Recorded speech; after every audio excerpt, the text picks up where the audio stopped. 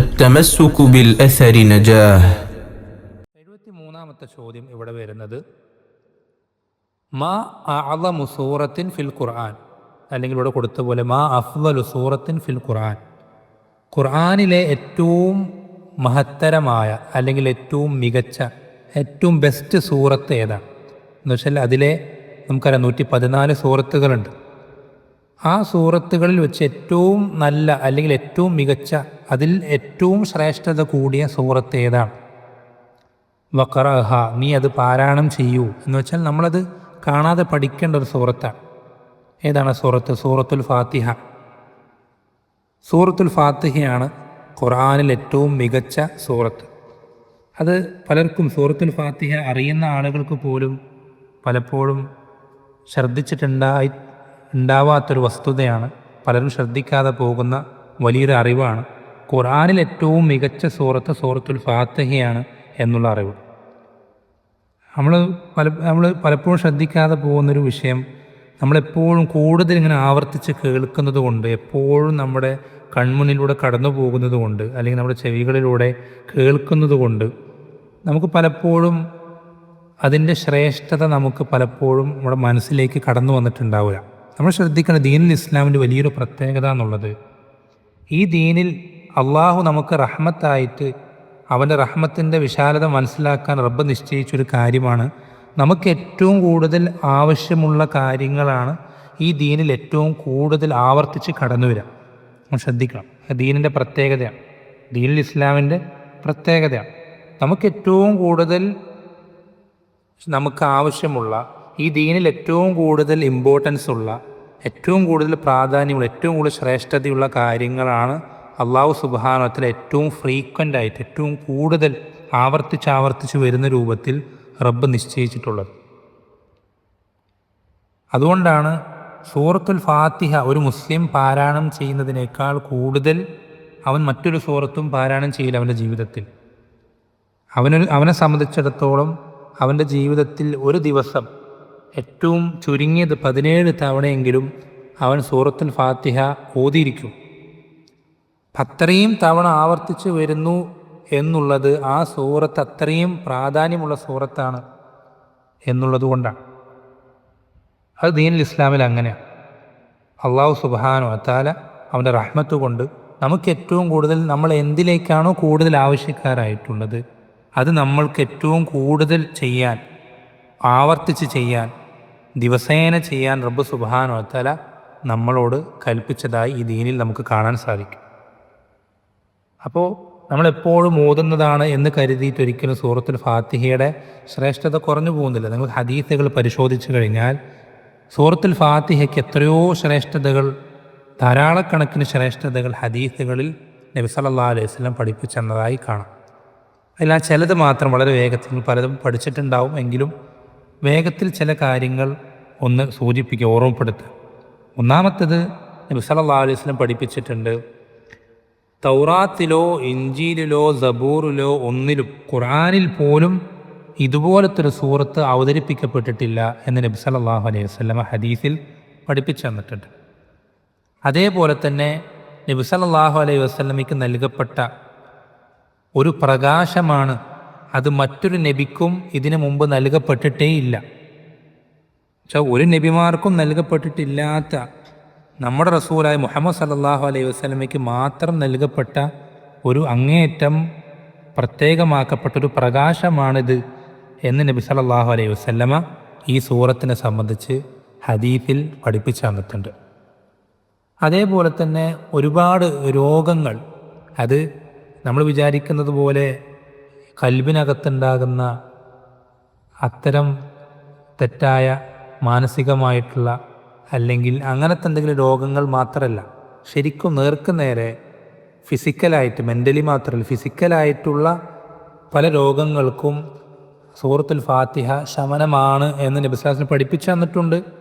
അത് സ്വഹാബത്ത് പലരും അങ്ങനെ അതിൻ്റെ അടിസ്ഥാനത്തിൽ പല രോഗങ്ങൾക്കും ശമനം നേടിയിട്ടുമുണ്ട്. അതിനൊക്കെ പുറമെ നമുക്കെല്ലാവർക്കും നമ്മൾ പഠിച്ചിരിക്കേണ്ട ഒരു പ്രധാനപ്പെട്ടൊരു വസ്തുതയാണ് ഈ ഫാത്തിഹ എന്ന് പറയുന്ന സൂറത്ത്. ഈ സൂറത്ത് ഓതാത്ത നിസ്കാരമായി പരിഗണിക്കപ്പെടൂല. ഈ സൂറത്ത് ഓതാത്ത നിസ്കാരം അത് നിസ്കാരമായി പരിഗണിക്കപ്പെടില്ല. അത്രയധികം ഈ സൂറത്തിന് നിസ്കാരത്തിൽ സ്ഥാനമുണ്ട്. നിസ്കാരത്തിൽ നമുക്ക് ഒഴിച്ചുകൂടാൻ പറ്റാത്ത അതിൻ്റെ അവിഭാജ്യമായിട്ടുള്ള ഘടകമാണ് ഈ സൂറത്തുൽ ഫാത്തിഹ എന്ന സൂറത്ത്. അതുപോലെ തന്നെ ഈ സൂറത്തിന് ഒരുപാട് അതിൻ്റെ ശ്രേഷ്ഠത അറിയിക്കുന്ന, അതിൻ്റെ പ്രത്യേകത അറിയിക്കുന്ന ധാരാളം പേരുകളുണ്ട്. ഇപ്പോൾ ഫാത്തിഹത്തുൽ കിതാബ്, അല്ലെങ്കിൽ ഉമ്മുൽ കിതാബ്, ഉമ്മുൽ ഖുർആൻ, അതുപോലെ ഖുർആനുൽ അദീം, സബഉൽ മസാനി, ഇങ്ങനെ ധാരാളക്കണക്കിന് പേരുകൾ ഖുർആനിലും ഹദീസിലും സ്ഥിരപ്പെട്ട പേരുകൾ തന്നെ ധാരാളം പേരുകളുണ്ട്. അപ്പോൾ നമ്മൾ ശ്രദ്ധിക്കേണ്ടതിൻ്റെ വിശദീകരിച്ച് നമ്മളിതിൻ്റെ ഓരോ ശ്രേഷ്ഠതകൾ പറയാൻ നിന്ന് കഴിഞ്ഞാൽ അത് അവസാനിക്കൂല. പണ്ഡിതന്മാർ പറയാൻ എത്രത്തോളം എന്ന് പറഞ്ഞാൽ ഈ ഖുർആനിലുള്ള എല്ലാ അറിവുകളും, ആ അറിവുകളുടെ ഒരു ആകത്തുകയാണ് സൂറത്തുൽ ഫാത്തിഹ എന്ന് പോലും വിശദീകരിച്ച പണ്ഡിതന്മാരുണ്ട്. അല്ലേ, ഖുർആനിലെ എല്ലാ അറിവുകൾ 114 സൂറത്ത് നമ്മൾ വായിക്കുമ്പോൾ കിട്ടുന്ന അറിവുകൾ, അതിൻ്റെ ഒരാകത്തുക മുഴുവനായും ചുരുങ്ങിയ വാക്കുകളിൽ അള്ളാഹു സുബ്ഹാനഹു വ തആല സൂറത്തുൽ ഫാത്തിഹയിൽ ഉൾക്കൊള്ളിച്ചിട്ടുണ്ട് എന്ന് പണ്ഡിതന്മാർ വിശദീകരിക്കുന്നതായി കാണും. അപ്പോൾ അതിൻ്റെ ശ്രേഷ്ഠതകൾ നമുക്ക് പറഞ്ഞാൽ തീരാത്തത്രയാണ്. വളരെ ചുരുക്കത്തിൽ പ്രധാനപ്പെട്ടത് വേഗത്തിൽ പറഞ്ഞു പോയതാണ്. പിന്നെ ഈ ഫാത്തിഹ നമുക്ക് ചെറിയ രൂപത്തിൽ, വളരെ ചെറിയ രീതിയിൽ നമുക്ക് നമ്മൾ പറഞ്ഞതിൽ നിന്ന് മനസ്സിലായിട്ടുണ്ട്. നമ്മളിത് വിശദീകരിച്ച് നമ്മൾ സൂറത്തുൽ ഫാത്തിഹ പഠിക്കാൻ നിന്ന് കഴിഞ്ഞാൽ ഒരുപാട് നമുക്ക് ഇതുപോലത്തെ ഇരുത്തങ്ങൾ അല്ലെങ്കിൽ മണിക്കൂറുകൾ, അല്ലെങ്കിൽ നമുക്ക് ധാരാളം വിശദമായ പഠനം അതിൻ്റെ പുറകിൽ തന്നെ നമുക്ക് സമയം ചെലവഴിക്കേണ്ടി വരും. പക്ഷെ വളരെ ചുരുങ്ങിയ രൂപത്തിൽ, വളരെ വേഗത്തിൽ ഈ സൂറത്ത് നമ്മളൊന്ന് അർത്ഥം മനസ്സിലാക്കിയിരിക്കുക എന്നുള്ളത്, അതിൽ നമുക്ക് ഒരുപാട് ഗുണങ്ങളുണ്ട്. അത് നിസ്കരിക്കുമ്പോഴാണെങ്കിലും ഖുർആൻ പാരായണം ചെയ്യുമ്പോഴാണെങ്കിലൊക്കെ നമുക്ക് മറ്റേത് സൂറത്ത് കൊണ്ടുണ്ടാവുന്ന മാറ്റത്തെക്കാളും കൂടുതൽ സൂറത്തുൽ ഫാത്തിഹ കൊണ്ട് നമ്മുടെ ഹൃദയങ്ങൾക്ക് മാറ്റം ഉണ്ടാകേണ്ടതുണ്ട്. അപ്പം അതിനുവേണ്ടി നമ്മൾ വളരെ ചെറിയ രൂപത്തിൽ ഈ സൂറത്തിൻ്റെ അർത്ഥം നമ്മൾ പഠിക്കാൻ ചെറിയ രൂപത്തിലൊന്ന് വിശദീകരിക്കുകയാണ്. അല്ലാഹു സുബ്ഹാനഹു വ തആല ഏറ്റവും നല്ല രൂപത്തിൽ ഖുർആനിനെ ഉപയോഗപ്പെടുത്തുന്ന ആളുകളായി തീരുവാൻ ഈ ഒരു സംസാരത്തെ ഒരു സബബാക്കി തീർക്കുമാറാവട്ടെ. നമുക്കറിയാം, നമ്മൾ ആദ്യം ഔദു ബില്ലാഹി മിനശ് ശൈത്വാനിർ റജീം ബിസ്മില്ലാഹിർ റഹ്മാനിർ റഹീം എന്ന് പറഞ്ഞിട്ടാണ് ഖുർആൻ ഓതി തുടങ്ങുക.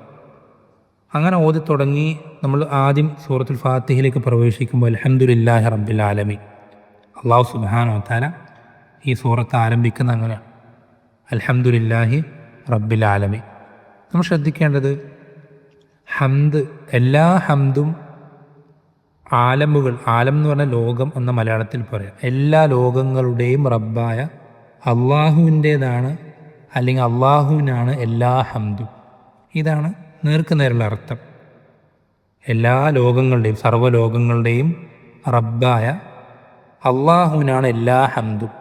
നമ്മൾ ശ്രദ്ധിക്കേണ്ടത് ലോകങ്ങളെന്ന് പറയുമ്പോൾ ഈ പ്രപഞ്ചം, അള്ളാഹു അല്ലാത്തെല്ലാം ആലമാണ്, ലോകമാണ്. അതിപ്പോൾ മനുഷ്യന്മാർക്കൊരു ലോകം, ജിന്നുകൾക്കൊരു ലോകം, പക്ഷികൾ, മത്സ്യങ്ങൾ, അങ്ങനെ ഓരോന്നിനും ഓരോ ലോകങ്ങളാണല്ലോ. നമ്മൾ ശ്രദ്ധിക്കണം, ആലം എന്ന് പറയുമ്പോൾ തന്നെ അതിലെല്ലാം പെടും, അള്ളാഹ് അല്ലാത്ത എല്ലാ സൃഷ്ടികളും പെടും. പിന്നെന്തിനാ ലോകങ്ങൾ എന്ന് പറയുന്നത്? എന്തിനാന്ന് വെച്ചാൽ ഒരു കാര്യം പോലും അതൊന്ന് വിട്ടുകിടക്കുന്നില്ല എന്ന് ആ ഒരു ഉറപ്പിന് വേണ്ടിയിട്ടാണ് ആലമീൻ എന്ന് പറയുന്നത്, ലോകങ്ങൾ എന്ന് പറയുന്നത്. പിന്നെ റബ്ബിൽ ആലമീൻ, ആ ലോകങ്ങളുടെ റബ്ബ് എന്ന് പറഞ്ഞാൽ ഖാലിഖ്, മാലിക്, മുദബ്ബിർ, ഈ 3 അർത്ഥങ്ങളെയാണ് അതിൽ പ്രധാനമായിട്ട് ഉൾക്കൊള്ളുന്നത്. ഖാലിഖ് എന്ന് വെച്ചാൽ സൃഷ്ടാവ്, എന്തെല്ലാം ഈ പ്രപഞ്ചത്തിലുണ്ടോ അതിനെല്ലാത്തിനെയും സൃഷ്ടിച്ചത് അല്ലാഹു സുബ്ഹാനഹു വ തആല. അതിപ്പോൾ മത്സ്യമാണെങ്കിലും പറവയാണെങ്കിലും ആകാശമാണെങ്കിലും ഭൂമിയാണെങ്കിലും രാത്രിയാണെങ്കിലും പകലാണെങ്കിലും എന്തൊരു കാര്യം, ഒരു കാര്യം അള്ളാഹു സൃഷ്ടിച്ചതല്ലാത്തൊരു കാര്യവും സൃഷ്ടികളായിട്ടിവിടെ ഈ പ്രപഞ്ചത്തിലില്ല. അള്ളാഹു ഖാലിഖു കുല്ലി ഷൈ. അതേപോലെ മാലിക്, അള്ളാഹുവാണ് എല്ലാത്തിൻ്റെയും ഉടമസ്ഥൻ, എല്ലാത്തിൻ്റെയും. ആകാശഭൂമികൾക്കിടയിൽ എന്തെല്ലാം ഉണ്ടോ അതെല്ലാത്തിൻ്റെ ഉടമസ്ഥൻ അള്ളാഹു. നമ്മുടേത് നമ്മൾ പറയുന്ന കാര്യങ്ങളുടേത് പോലും, അല്ലേ, നമ്മുടെ ശരീരം, നമ്മുടെ സമ്പത്ത്, ഇതൊക്കെ നമ്മൾ നമ്മുടേതെന്ന് പറയുന്നുവെങ്കിൽ പോലും അതിൻ്റെ എല്ലാത്തിൻ്റെയും യഥാർത്ഥത്തിലുള്ള ഉടമസ്ഥൻ അല്ലാഹു സുബ്ഹാനഹു വ തആല. അതുകൊണ്ടാണ് നമുക്ക് നമ്മുടെ ശരീരത്തിൽ നമ്മൾ ആഗ്രഹിക്കുന്ന പോലെ എന്തും ചെയ്യാൻ പറ്റുമോ? നമുക്ക് നമ്മുടെ സ്വന്തം ശരീരത്തെ കുത്തി മുറിവേൽപ്പിക്കാൻ പറ്റുമോ? നമ്മുടെ സ്വന്തം ജീവൻ നമുക്ക് നഷ്ടപ്പെടുത്തി കളയാൻ പറ്റുമോ? നമ്മൾ ആഗ്രഹിക്കുന്ന പോലെ നമുക്ക് നമ്മുടെ സമ്പത്ത് ചെലവഴിക്കാൻ പറ്റുമോ? അല്ലേ? ഇതിലൊക്കെ റബ്ബിൻ്റെ തീരുമാനങ്ങളാണ് നമ്മൾ നടപ്പിൽ വരുത്തേണ്ടത്. കാരണം റബ്ബാണ് അതിൻ്റെ എല്ലാം ഉടമസ്ഥൻ.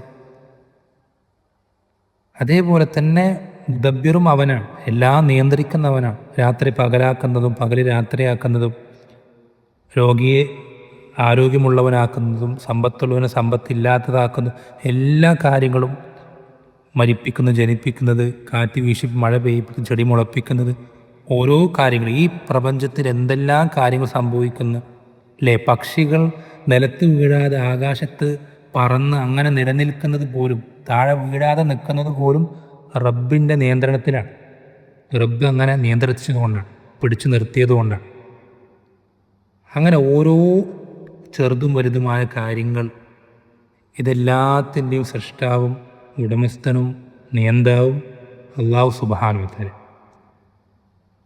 ആ അള്ളാഹു അവനാണ് എല്ലാ ഹംദും. ശ്രദ്ധിക്കണം, ഈ എല്ലാത്തിനെ സൃഷ്ടിച്ച് ഈ സൃഷ്ടാവിൻ്റെ പേരാണ് അള്ളാഹു. പലപ്പോഴും അള്ളാഹു എന്നത് പൊതുസമൂഹത്തിൽ മുസ്ലിമീങ്ങളല്ലാത്ത ആളുകളൊക്കെ കരുതിയിട്ടുള്ളത് മുസ്ലിമീങ്ങളുടെ മാത്രം ഒരു ആരാധന അള്ളാഹു എന്ന് പല ആളുകൾ, അറിവില്ലാത്ത പലരും തെറ്റിദ്ധരിച്ചിട്ടുണ്ട്.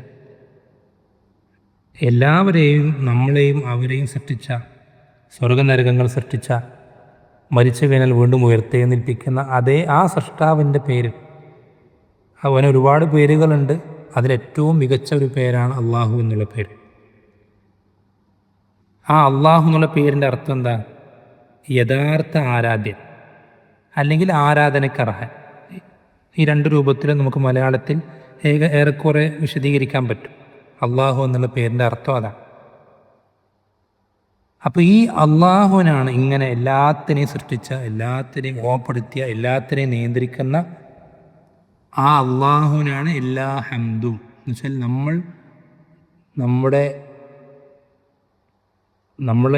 നമുക്ക് കിട്ടിയ ഓരോ അനുഗ്രഹങ്ങൾക്കും നമ്മൾ നന്ദി പറയേണ്ടത്, നമ്മൾ കൃതജ്ഞരാവേണ്ടത്, നമ്മൾ എല്ലാ കൽപ്പനകളും അനുസരിക്കാൻ ബാധ്യസ്ഥനാകുന്നത്, അതൊക്കെയാണ് ഈ ഹംദിൻ്റെ അർത്ഥം. നമ്മൾ പൂർണ്ണമായും വഴിപ്പെട്ടവരാവേണ്ടത് ഈ അള്ളാഹുവിന് മാത്രം. അതാണ് എല്ലാ ഹംദും. നമ്മുടെ നന്ദി മുഴുവൻ നമ്മൾ പ്രകടിപ്പിക്കേണ്ടത് ഈ അള്ളാഹുവിനാണ്. അതുമാത്രമല്ല, മറ്റൊരർത്ഥമുണ്ട് ഹംദിന്. എന്താണ്? ഈ സൃഷ്ടികൾക്ക് എന്തെല്ലാം നല്ല ക്വാളിറ്റികളുണ്ടോ, എന്തെല്ലാം നല്ല മികച്ച ഗുണങ്ങളുണ്ടോ, അതെല്ലാം ഏറ്റവും പൂർണ്ണമായ പീക്കായിട്ടുള്ള അവസ്ഥയിൽ അള്ളാഹുവിനുണ്ടാവും. അറിവാണെങ്കിൽ അറിവ്, കഴിവാണെങ്കിൽ കഴിവ്, ശക്തിയാണെങ്കിൽ ശക്തി, വലിപ്പമാണെങ്കിൽ വലിപ്പം, എന്തൊരു നല്ല ഗുണമായിട്ട് എന്തൊരു കാര്യം പറയാനുണ്ടോ അതെല്ലാം ഏറ്റവും പൂർണ്ണമായ അളവിൽ അള്ളാഹുവിനുണ്ടാവും. ഈ രണ്ടർത്ഥവും ഹംദിനുണ്ട്. അതെന്താണ് നമ്മൾ ശ്രദ്ധിക്കണം. നിങ്ങൾക്ക് ചിന്തിച്ചാൽ നിങ്ങൾക്ക് മനസ്സിലാക്കാൻ സാധിക്കുന്ന ഒരു വസ്തുതയാണ്, അള്ളാഹുവിന് പുറമേ ഇബാദത്ത് ചെയ്യപ്പെടുന്ന ആരാധ്യ വസ്തുക്കൾ അല്ലേ, പലതിനെയും ആരാധിക്കുന്ന ആളുകളുണ്ട്.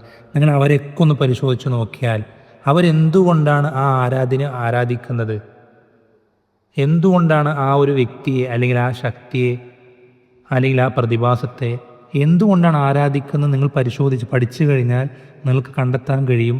ആ കാര്യത്തിൽ, ആ ആരാധ്യ വസ്തുവിലെ എന്തോ ഒരു പ്രത്യേകത, എന്തോ ഒരു സവിശേഷത, മറ്റൊന്നിനില്ലാത്ത എന്തോ ഒരു നല്ലൊരു ക്വാളിറ്റി, ആ ക്വാളിറ്റി കണ്ടിട്ടാണ് എന്ത് ചെയ്യുന്നത്, ഷിർക്ക് ചെയ്യുന്ന മുശ്രിക്കുകളെല്ലാവരും ഷിർക്ക് ചെയ്യുന്നത് ഈ ഒരു കാരണത്താലാണ്. ഷിർക്കിൻ്റെ പിന്നിലുള്ള റീസൺ അതാണ്.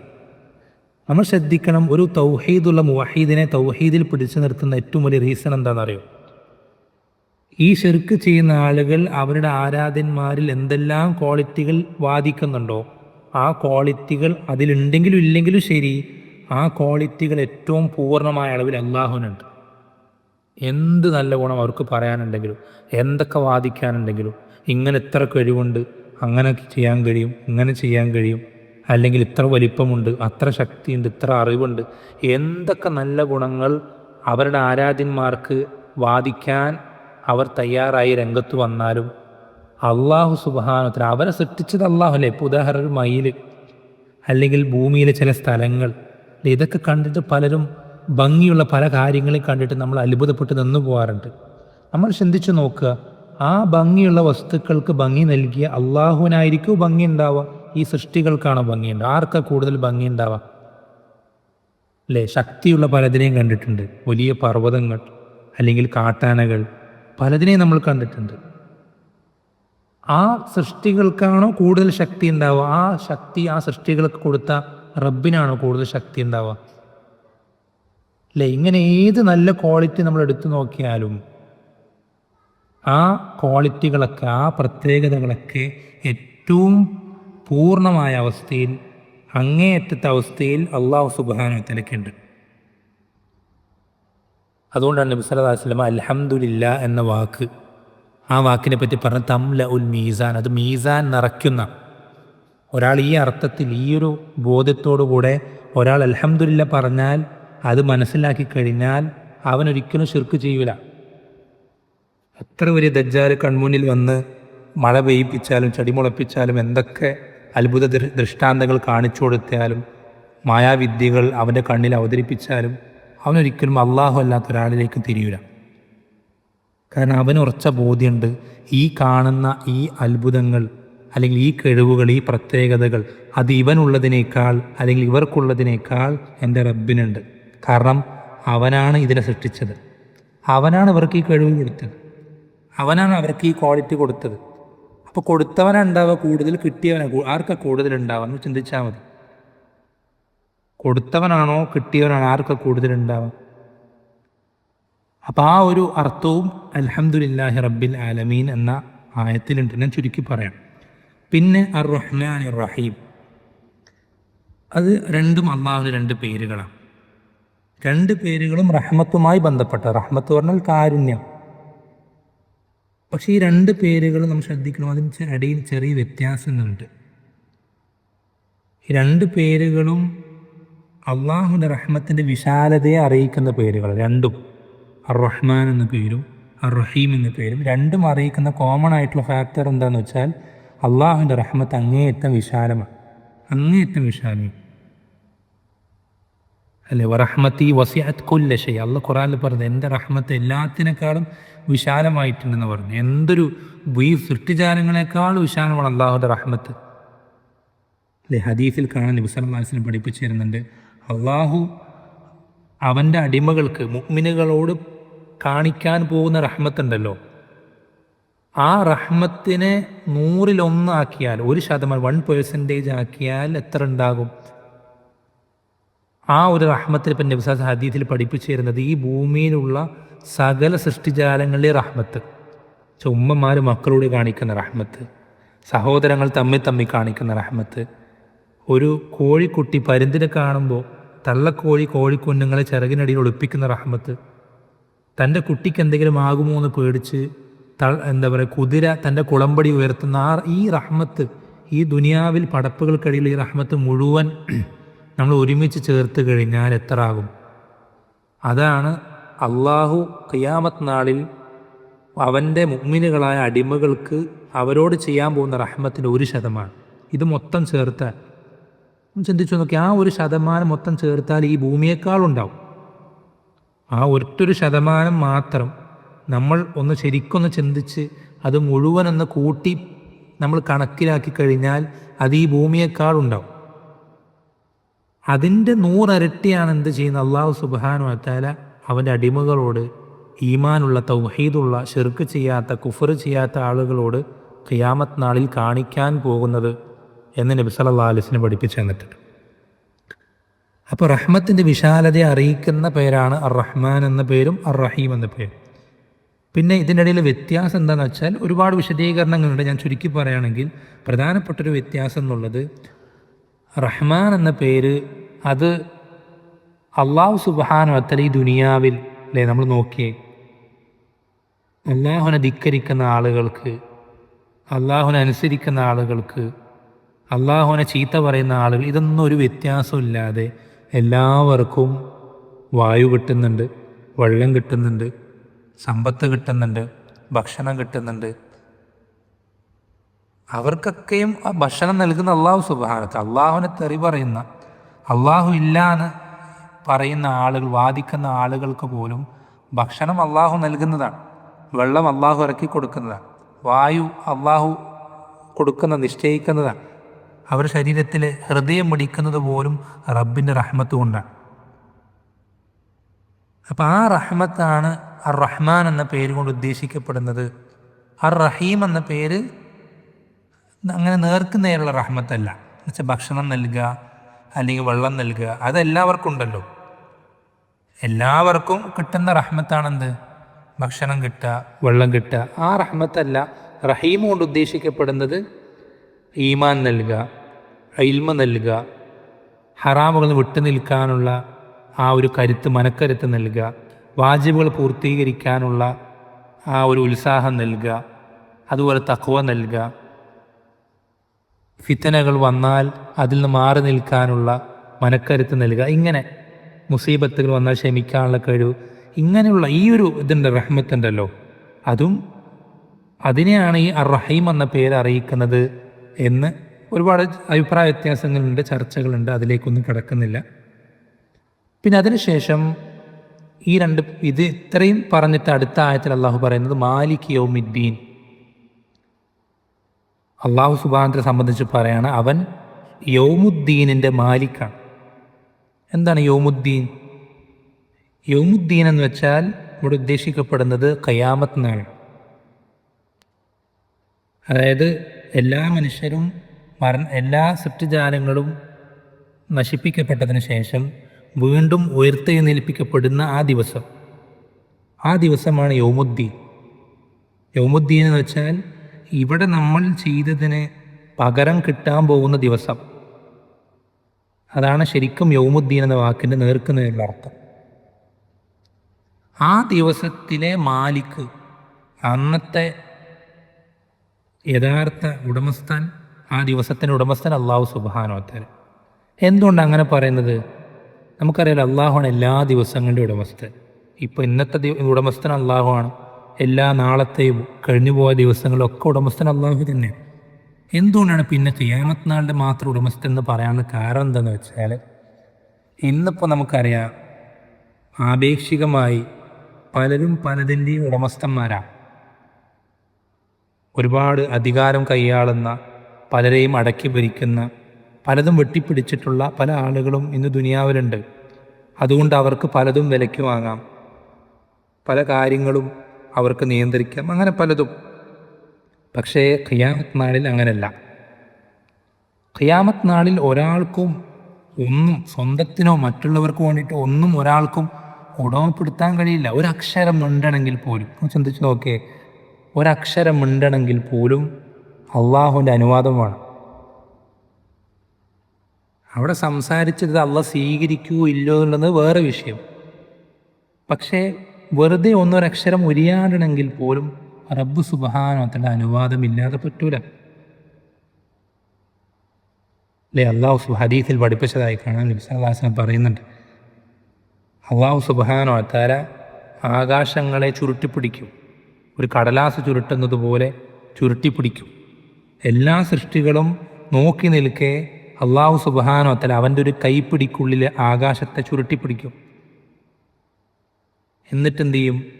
ഉറക്കെ വിളിച്ചു ചോദിക്കും, അനൽ മലിക് ഐന മുലൂകുൽ അർദ്, ഞാനാണ് രാജാവ്, ഭൂമിയിലെ രാജാക്കന്മാരെവിടെ എന്ന് അള്ളാഹു സുബ്ഹാനഹു വ തആല ഉറക്കെ വിളിച്ചു ചോദിക്കും. ചുരുക്കി പറഞ്ഞാൽ അള്ളാഹുവിൻ്റെ അധികാരം ആ ദിവസം ശരിക്ക് പ്രകടമാവും. ആ ദിവസം നമ്മൾ ശ്രദ്ധിക്കേണ്ടത്, ഈ 3 ആയത്തുകളിലും നമ്മൾ നോക്കിയേ അള്ളാഹുവിനെ പറ്റി പുകഴ്ത്തി പറയാം. അൽഹംദുലില്ലാഹി റബ്ബിൽ ആലമീൻ അർ റഹ്മാൻ റഹീം മാലിക് യൗമിദ്ദീൻ. അള്ളാഹുവിൻ്റെ നാമങ്ങളും അവൻ്റെ ഗുണങ്ങളും എടുത്തു പറയാം. നമ്മൾ ശ്രദ്ധിക്കണം, ഖുർആനിൽ ഏറ്റവും മികച്ച സൂറത്ത് തുടങ്ങുന്നത് അള്ളാഹുവിനെ സംബന്ധിച്ച് പറഞ്ഞിട്ടാണ്. കാരണം എന്താണെന്ന് വെച്ചാൽ ഏറ്റവും മികച്ച അറിവ് അള്ളാഹുവിനെ പറ്റിയിട്ടുള്ള അറിവാണ്. ഏറ്റവും മികച്ച അറിവ് അള്ളാഹുവിനെ സംബന്ധിച്ചുള്ള അറിവ്. ഒരാൾ അള്ളാഹുവിനെ സംബന്ധിച്ച് എത്രത്തോളം അയാൾക്ക് അറിവ് കുറയുന്നുവോ അയാൾ നരകത്തിലേക്ക് കൂടുതൽ അടുത്തുകൊണ്ടേയിരിക്കും.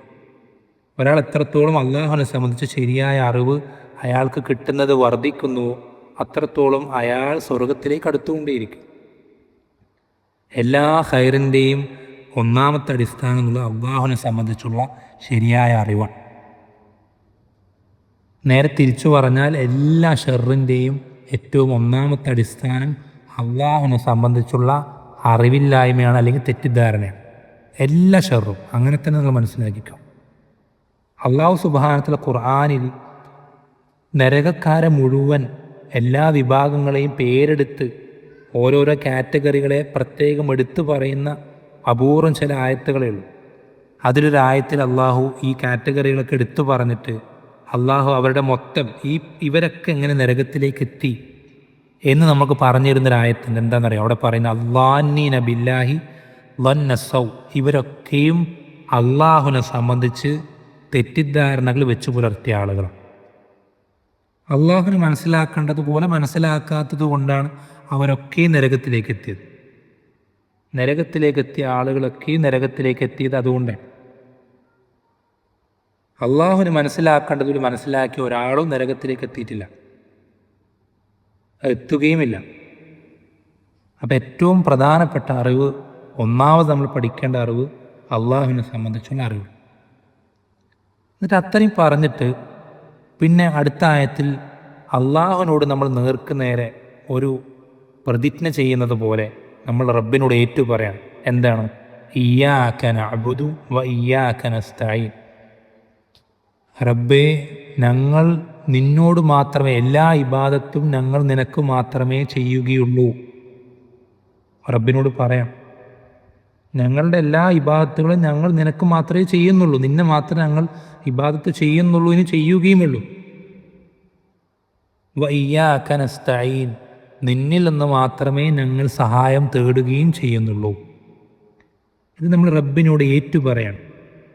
അത് നമ്മൾ വെറുതെ പറഞ്ഞാൽ മാത്രം പോരാ, നമ്മുടെ ജീവിതത്തിൽ അങ്ങനെ തന്നെ ആകുകയുമാണ്.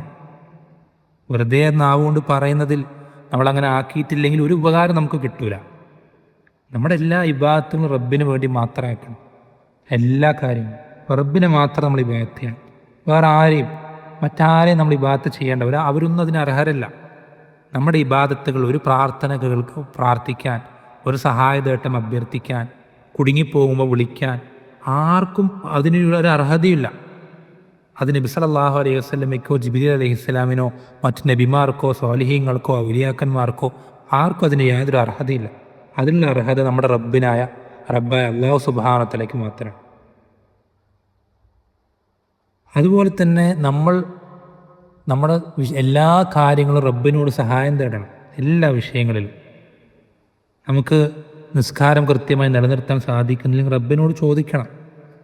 കൃത്യമായ അറിവ് കരസ്ഥമാക്കാൻ, മനസ്സിലാക്കാനുള്ള കഴിവ് കുറവാണെങ്കിൽ റബ്ബിനോട് സഹായം തേടണം. പല ഹറാമുകളും കുടുങ്ങിപ്പോയി അത് വിട്ടുമാറാൻ കഴിയുന്നെങ്കിൽ റബ്ബിനോട് ചോദിക്കണം. എല്ലാത്തിലും റബ്ബിനോട് നമ്മൾ സഹായം തേടിക്കൊണ്ടേയിരിക്കണം. റബ്ബിനോട് സഹായം തേടാതെ എങ്ങനെയാണ് ഒരു മുസ്ലിമിൻ്റെ ജീവിതം മുന്നോട്ട് കൊണ്ടുപോകാൻ കഴിയുക? റബ്ബ് സഹായിച്ചില്ലെങ്കിൽ നമുക്ക് എന്താ ചെയ്യാൻ കഴിയുക? റബ്ബിൻ്റെ സഹായം കൂടാതെ തന്നെ ലാ ഹൗല വലാ ഖുവത ഇല്ലാ ബില്ലാ നമ്മൾ പറയുന്ന വാക്ക്, അതിൻ്റെ അർത്ഥം നമുക്കറിയാം. റബ്ബിൻ്റെ സഹായം കൂടാതെ നമുക്ക് എന്ത് ചെയ്യാനാണ്? നമുക്കൊരു വാജിബ് ചെയ്യണമെങ്കിൽ റബ്ബിൻ്റെ സഹായമാണ്. ഹറാമൊന്ന് വിട്ടു നിൽക്കുന്ന റബ്ബിൻ്റെ സഹായമാണ്. ദീൻ പഠിക്കണമെങ്കിൽ റബ്ബിൻ്റെ സഹായമാണ്. എന്തൊരു കാര്യത്തിനും റബ്ബിൻ്റെ സഹായമില്ലാതെ നമുക്ക് ഒരു തരിമ്പും ചെയ്യാൻ കഴിയില്ല. അപ്പം റബ്ബിനോട് അങ്ങേയറ്റം നമ്മൾ സഹായം തേടിക്കൊണ്ടേയിരിക്കണം, ചോദിച്ചുകൊണ്ടേയിരിക്കണം, നമ്മൾ പ്രാർത്ഥിച്ചുകൊണ്ടേയിരിക്കണം.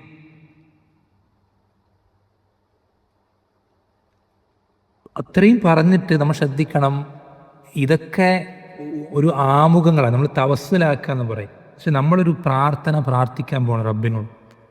ആ ചോദിക്കാൻ പോകുന്ന ചോദ്യം അത് റബ്ബ് പെട്ടെന്ന് സ്വീകരിക്കാൻ ഒരുപാട് വഴികളുണ്ട്. നമ്മൾ ചോദിക്കുന്ന പ്രാർത്ഥന, ആ തേട്ടം, അത് റബ്ബ് പെട്ടെന്ന് സ്വീകരിക്കാൻ, ഉത്തരം നൽകാൻ ഒരുപാട് കാരണങ്ങൾ റബ്ബ് പഠിപ്പിച്ചു തന്നിട്ട്. അതിൽ ഒരു കാരണമാണെന്ത്? ഇവിടെ നമ്മൾ കണ്ടില്ലേ, റബ്ബിനെ പുകഴ്ത്തി പറയാം. നമ്മളുടെ ആവശ്യം ചോദിക്കുന്നതിന് മുമ്പ് അത് ചാടിക്കയറി ചോദിക്കുന്നതിന് പകരം ആദ്യം റബ്ബിനെ പുകഴ്ത്തുക. അതുപോലെ ഹദീസിൽ പഠിപ്പിച്ചെന്നൊരു മര്യാദയാണ് എന്ത്? നബി സല്ലല്ലാഹു അലൈഹി വസല്ലം മേൽ സ്വലാത്ത് ചൊല്ലുക. അപ്പോൾ ഹംദും സ്വലാത്തും ചൊല്ലി റബ്ബിനെ പുകഴ്ത്തി നബി സല്ലല്ലാഹു അലൈഹി വസല്ലമയ്ക്ക് വേണ്ടി പ്രാർത്ഥിച്ചിട്ടേ നമ്മുടെ ആവശ്യം ചോദിക്കാവൂ എന്നാണ് മര്യാദ. അപ്പോഴാണ് റബ്ബ് സ്വീകരിക്കുക. ഇവിടെ അങ്ങനെ തന്നെയാണ്. എന്താണ് പ്രാർത്ഥന? നമുക്ക് ഏറ്റവും നമ്മൾ ആലോചിച്ച് നോക്കിയേ, ഒരു മുസ്ലിം ഏറ്റവും കൂടുതൽ ജീവിതത്തിൽ ആവർത്തിച്ച് ചോദിക്കുന്ന ചോദ്യം, ആ ചോദ്യം തന്നെയാണ് അവൻ ഏറ്റവും കൂടുതൽ ആവശ്യമുള്ള പ്രാർത്ഥന. എന്താണ് പ്രാർത്ഥന? ഇഹ്ദിന സിറാത്തൽ മുസ്തഖീം, മുസ്തഖീമായ നേരായ ആ വഴി, വളവില്ലാത്ത ആ വഴി, ആ വഴിയിലേക്ക് റബ്ബേ ഞങ്ങൾക്ക് നീ ഹിദായത്ത് നൽകണമേ. നമ്മൾ ചിന്തിച്ചു നോക്കിയേ, നമ്മളൊക്കെ മുസ്ലിമീങ്ങളല്ലേ, അള്ളാഹുവിനെ റബ്ബായി അംഗീകരിക്കുന്ന ആളുകളല്ലേ, നബി സല്ലല്ലാഹു അലൈഹി വസല്ലമയെ റസൂലായും ഖുർആനെ കിതാബായും ഒക്കെ അംഗീകരിക്കുന്ന പരലോകത്തിൽ വിശ്വസിക്കുന്ന ആളുകളാണ് നമ്മളൊക്കെ. നമ്മൾ എന്തിനാണ് വീണ്ടും എപ്പോഴും ഓരോ നിസ്കാരത്തിലും ഈ ഹിദായത്ത് ചോദിക്കുന്നത്? എന്തിനു വേണ്ടിയിട്ടാണ്? അതിന് രണ്ട് കാരണങ്ങളുണ്ട്. ഒന്നാമത്തെ കാരണം എന്നുള്ളത്, നമ്മൾക്ക് ഈ ഹിദായത്ത് കിട്ടി എന്നുള്ളത്, അത് നമ്മൾക്കതിൽ എന്ത് വേണം? പ്രോഗ്രസ് ഉണ്ടാവണം. ഈ ഹിദായത്ത് എപ്പോഴും ഒരേ ലെവലിലല്ല ഉണ്ടാവും. ഈമാൻ എന്നുള്ളത് ഒരേ രൂപത്തിലല്ല, അത് കൂടുകയും കുറയുകയൊക്കെ ചെയ്യും. നല്ലോണം ഈമാൻ ഉണ്ടെങ്കിൽ വലിയ ദർജയിലേക്ക് എത്താം. അപ്പോൾ ആ ഈമാൻ കൂട്ടിക്കിട്ടാനുള്ള ചോദ്യവും ഇതിലുണ്ട്, ഇഹ്ദിന എന്നുള്ള പ്രാർത്ഥനയിലുണ്ട്. ഈമാൻ വർദ്ധിക്കാൻ, ദർജകൾ കൂടാൻ, ഹറാമുകൾ പരമാവധി ഒഴിവായി നിൽക്കാൻ, ഇതിനൊക്കെയുള്ള തേട്ടം ഈ ഇഹ്ദിന എന്നുള്ളതിലുണ്ട്. അതേപോലെ മറ്റൊരു തേട്ടം അതിലടങ്ങിയിട്ടുള്ളത്, നമ്മൾക്ക് ഈ ഹിദായത്ത് നിലനിൽക്കാൻ അല്ലേ, എത്ര ആളുകളാണ് ഹിദായത്ത് കിട്ടി അതിലായിട്ടല്ലാതെ മരണപ്പെട്ട എത്രയോ ആളുകളുണ്ട്, ധാരാളക്കണക്കിന് ആളുകളുണ്ട്. അപ്പോൾ അവരുടെയൊക്കെ അവസ്ഥകൾ നമ്മൾ ചിന്തിക്കണം. അവർക്കൊക്കെ പറ്റിയത് ആ ഒരു അപകടം നമ്മൾക്ക് പറ്റിപ്പോകുമെന്ന് പേടി നമുക്ക് വേണം. അങ്ങനെ റബ്ബിനോട് നമ്മൾ ഈ ഒരു ചോദ്യം, ഈ ഒരു കാര്യം അതിലടങ്ങിയിട്ടുണ്ട്, ഈ ഒരു തേട്ടം അതിൽ ഉൾക്കൊള്ളുന്നുണ്ട് എന്ന ബോധ്യത്തോടുകൂടെ നമ്മൾ ഈ പ്രാർത്ഥനയിലേക്ക് അങ്ങേയറ്റത്തെ ആവശ്യക്കാരാണ് എന്ന ചിന്തയോടുകൂടെ നമ്മൾ പ്രാർത്ഥിക്കണം. അല്ലേ, പലരും ഇങ്ങനെ വേഗത്തിൽ കടന്നു പോരാ. കാരണം നമ്മളിതിങ്ങനെ ശീലമായി, ഒരു യാന്ത്രികമായ, നമ്മൾ ഒന്നും ചിന്തിച്ചില്ല, മനസ്സിലൊരു ചിന്തയും വന്നില്ലെങ്കിൽ പോലും നമ്മൾ തെറ്റാതെ സൂറത്തുൽ ഫാത്തിഹ അങ്ങനെ ഓതിപ്പോവും, ഒരു തെറ്റും വരാതെ. അങ്ങനെ നമ്മൾ യാന്ത്രികമായി കടന്നു പോകുമ്പോൾ നമ്മൾക്ക് നഷ്ടപ്പെട്ടു പോകുന്നത് വലിയ ഹൈറുകളാണ്. നമ്മളൊന്ന് മനസ്സ് വെച്ച് റബ്ബിനോട് ഒന്ന് കണ്ണ് നിറഞ്ഞ് ആത്മാർത്ഥമായി ഉള്ളുരുകി ഒന്ന് ചോദിച്ചു കഴിഞ്ഞാൽ ഈ ഒറ്റൊരു ആയത്ത് കൊണ്ട് നമ്മുടെ ജീവിതത്തിൽ ഉണ്ടാകുന്ന മാറ്റങ്ങൾ പറഞ്ഞറിയിക്കാൻ സാധിക്കാത്തത്ര അത്രയും എന്ന് വെച്ചാൽ ഞാൻ നേരത്തെ പറഞ്ഞില്ല, നമുക്ക് ഏറ്റവും കൂടുതൽ ആവശ്യമുള്ള കാര്യമാണ് റബ്ബ് നമ്മുടെ ജീവിതത്തിൽ ഏറ്റവും ഫ്രീക്വൻ്റായിട്ട് നിശ്ചയിച്ചിട്ടുള്ളത്. അതിൻ്റെ ഏറ്റവും വലിയ ഉദാഹരണമാണ് ഈ പ്രാർത്ഥന റബ്ബ് സൂറത്തുൽ ഫാത്തിഹയിൽ ഉൾപ്പെടുത്തി എന്നുള്ളത്. നമ്മളെപ്പോഴും ഈ പ്രാർത്ഥനയിലേക്ക് ആവശ്യക്കാരാണ്. ഹിദായത്ത് കിട്ടാത്തവരാണെങ്കിലും കിട്ടിയവരാണെങ്കിലും, ഇനി കിട്ടിയിട്ടത് ഒരുപാട് ഹിദായത്ത് വർദ്ധിച്ച് ഈമാൻ കൂടിയ ആളുകളാണെങ്കിലും ഒക്കെ, ഏതവസ്ഥയിലുള്ള ആളുകളാണെങ്കിലും ഈ പ്രാർത്ഥനയിലേക്ക് നമ്മളെപ്പോഴും ആവശ്യക്കാരാണ്. അതിനുശേഷം ഞാൻ ചുരുക്കി വേഗത്തിൽ പറയാണ്, സമയം ഒരുപാടായിട്ടുണ്ട്. ഈ സിറാത്തുൽ മുസ്തഖീമിലേക്ക് ഹിദായത്ത് കിട്ടണമെന്ന് പറഞ്ഞു.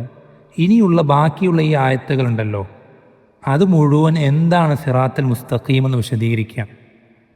അത് നമുക്ക് വിശദീകരിച്ച് റബ്ബ് കൂടുതൽ നമുക്ക് ക്ലാരിഫൈ ചെയ്ത് തരികയാണ്.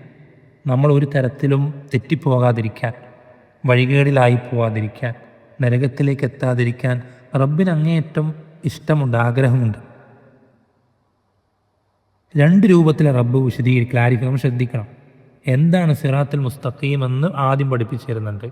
രണ്ടാമത് പറയുന്നത് എന്തല്ല എന്നുവെച്ചാൽ പോസിറ്റീവും നെഗറ്റീവും രണ്ട് രൂപത്തിന് റബ്ബ് എന്ത് ചെയ്യാണ്, നമുക്ക് എന്താണ് സിറാത്തുൽ മുസ്തഖീം എന്ന് ക്ലാരിഫൈ ചെയ്തു തരാം. എന്താണ് ആദ്യം പറയുന്നത്? സിറാത്തുല്ലദീന അൻഅംത അലൈഹിം, റബ്ബേ നീ നിഅമത്ത് നൽകിയ അനുഗ്രഹിച്ച ആളുകളുടെ മാർഗം. അതാരാണ് മനസ്സിലാവണമെങ്കിൽ നമ്മൾ സ്വഹാബികളെ പറ്റി നമ്മൾ പഠിച്ചാൽ മതി. അല്ലേ, നമ്മൾ അള്ളാഹുവിൻ്റെ തൃപ്തി കിട്ടാനാണ് മുസ്ലിമീങ്ങളായി ജീവിക്കുന്നത്. പക്ഷെ സ്വഹാബത്ത് മരണപ്പെടുന്നതിന് മുമ്പേ അള്ളാഹു ആയത്ത് അവതരിപ്പിച്ചു, റളിയല്ലാഹു അൻഹും വറളു അൻഹു. റബ്ബ് അവരെ തൃപ്തിപ്പെട്ടു, അള്ളാഹു അവരെ തൃപ്തിപ്പെട്ടിട്ടുണ്ട്. പക്ഷെ അവരെ റബ്ബ് എന്തിനാണ് സൃഷ്ടിച്ചത്? ആ ലക്ഷ്യം അവർ പൂർത്തീകരിച്ചു കഴിഞ്ഞു. അവരാണ് ഈ ഒരു സിറാത്ത് അല്ലദീന അൻഅംത അലൈഹിം, അവരുടെ മാർഗമാണ് സിറാത്തുൽ മുസ്തഖീം എന്ന് അള്ളാഹു വ്യക്തമാക്കി തരാം. അല്ലേ, അത് ഹദീസിൽ നബി സല്ലല്ലാഹു അലൈഹി വസല്ലം പഠിപ്പിച്ചു തന്നിട്ടുണ്ട്. മാ അന അലൈഹിൽ യൗമ വ അസ്ഹാബി, ഞാനും എൻ്റെ സ്വഹാബത്തും ഇന്ന് ഏതൊരു മാർഗത്തിലാണോ ആ മാർഗം, അതാണ് സിറാത്തുൽ മുസ്തഖീം. എന്ന് വെച്ചാൽ നമ്മുടെ വിശ്വാസം സ്വഹാബത്തിൻ്റെ വിശ്വാസം പോലെയാണോ നമ്മൾ ഉറപ്പ് വരുത്തണം. അത് നമ്മുടെ ബാധ്യതയാണ്. നമ്മൾ ഈ തറവാട്ടിൽ ജനിച്ചു, എൻ്റെ വാപ്പയും ഉമ്മയൊക്കെ മുസ്ലിമീങ്ങളാണ്, അങ്ങനെയാണെങ്കിൽ ഇതൊന്നും നമുക്ക് ഉപകരിക്കില്ല. നമ്മൾ സിറാത്തുൽ മുസ്തഖീമിലാകുന്നത് അല്ലാഹു ഖുർആനിൽ പറഞ്ഞു, ഫൈൻ ആമനു ബിമിസ്ലി മാ ആമൻതും ബിഹി ഫഖദ് ഇഹ്തദൗ. സ്വഹാബത്തെ നിങ്ങളുടെ ഈമാൻ പോലെ അവരുടെ ഈമാൻ ആയിക്കഴിഞ്ഞാൽ അവർ ഹിദായത്തിലായി.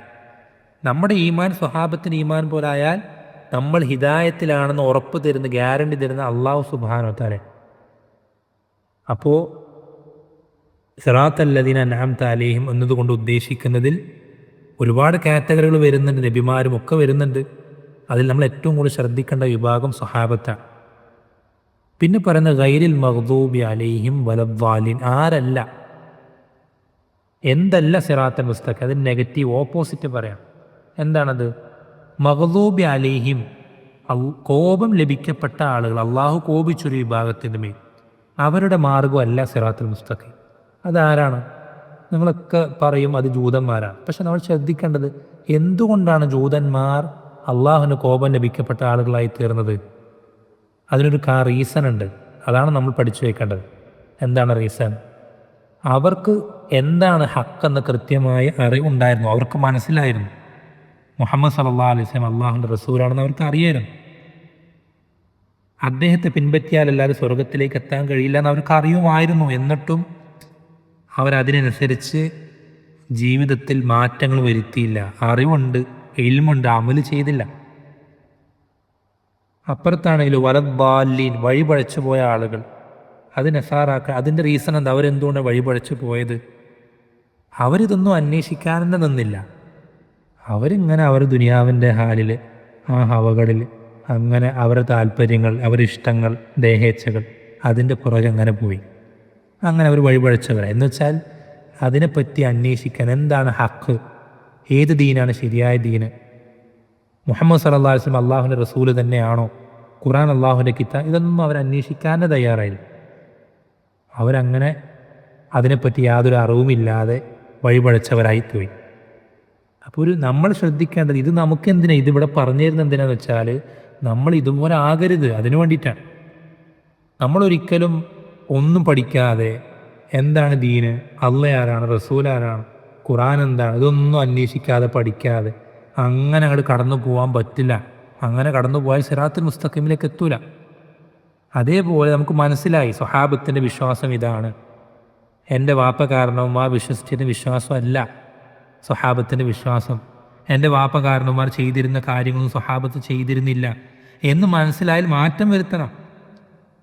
അതിനും അപ്പോഴും അങ്ങനെ ചെയ്യുമ്പോഴാണ് നമ്മൾ സിറാത്തുൽ മുസ്തഖീമിലേക്കാവും. അപ്പം ആ ഒരു ക്വാളിറ്റി നമ്മളിൽ ഉണ്ടാകാൻ വേണ്ടിയിട്ടാണ് എന്ത് ചെയ്യുന്നത്, അള്ളാഹു സുബ്ഹാനഹു വ തആല സൂറത്തുൽ ഫാത്തിഹയിൽ നമുക്ക് ഇവരെ പറ്റി പഠിപ്പിച്ചു തരുന്നത്.